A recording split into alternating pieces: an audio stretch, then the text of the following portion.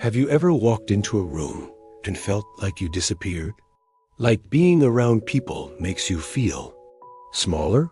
Not because you're afraid of people. You're afraid of what they might see, and worse, of what they might not. That in a moment too real, too close, too exposed. They'll see something broken, something not quite enough, and they'll turn away, not in cruelty, but in disinterest. It's the most terrifying thing. What if I told you the most terrifying thing is not being hated, but being seen? And still being left alone? You felt it. That thick silence in a crowded room. That slow suffocation of being around people and still somehow vanishing. You shrink in noisy places. Your voice disappears at parties. You leave conversations feeling like you never really arrived. And still, you blame yourself. I thought this was just me. No, this is called social anxiety, but it's actually self-protection. Shyness is a type of fear, but not of people. It is the fear of being known and not being enough. See, you were never taught how to be known, only how to be accepted, only how to be likable, so you became a shapeshifter. You smile when it's expected. You nod when it's safe. You shrink your needs, your voice, your soul, to fit into the mold someone else made. And somewhere along the line, you mistook invisibility for peace. We are so accustomed to disguise ourselves to others that in the end, we become disguised to ourselves. Francois de la Rochefoucauld. Mind racing after a conversation, replaying words, body tensing. You rehearse your lines before you speak. And still, you flinch when the words come out wrong. You walk away thinking, did I sound stupid? Was I too quiet? Do they know how nervous I was? This isn't social awkwardness.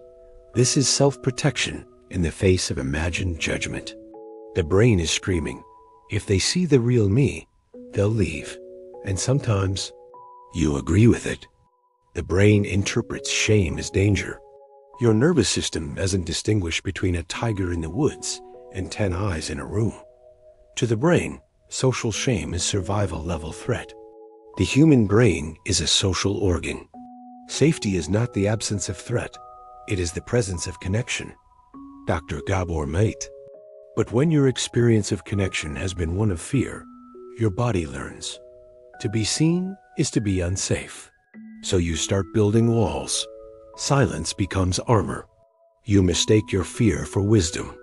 You stay quiet, not because you have nothing to say, but because you once said something real and someone looked away. But there's a price for this kind of safety. It's the loneliness no one sees. It's the nights you lie awake, wondering why no one knows the real you when you have never let them. To be loved but not known is comforting, but shallow. To be known and not loved is our greatest fear.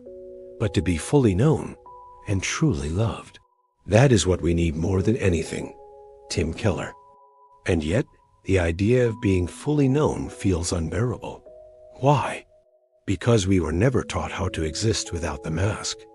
So let me ask you, who are you when no one's watching? What does your voice sound like when it's not filtered through fear? What would it mean to be seen clearly and not apologize for it? You don't need to be known by everyone. You don't have to be seen by the world.